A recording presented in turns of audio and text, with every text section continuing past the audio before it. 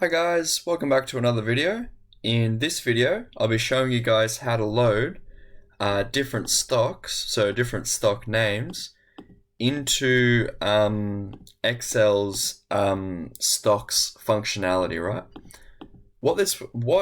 So something that Excel offers is that it allows its users to access live, up-to-date stock price information in real time, right?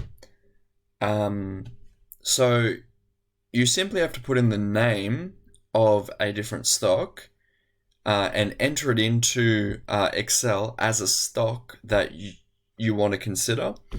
And Excel is able to return different values and different parameters for the different stocks for us. So let's have a go at doing that. So here I've got a bunch of different stocks that I'm interested in, all their names, and the way that we're going to load them into Excel stocks is we're just going to select the range of names that we care about, and we're just going to go up to Insert, over to Data, sorry, and then we're just going to select Stocks. Okay. And what you should notice is that a little bank symbol has appeared next to all of the different stocks that Excel recognizes as being a stock. So it's able to retrieve information for these particular stocks.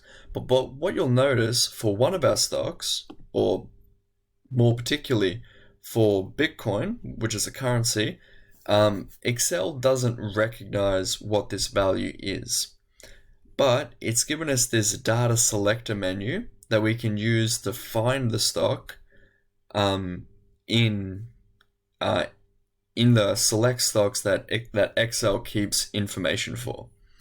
So let's go over here, and for Bitcoin, it's BTC / AUD.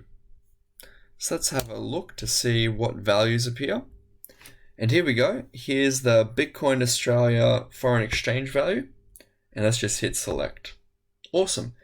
Now we can see that all bank symbols appeared next to Bitcoin Australia, which means that Excel now is able to retrieve information for this financial security.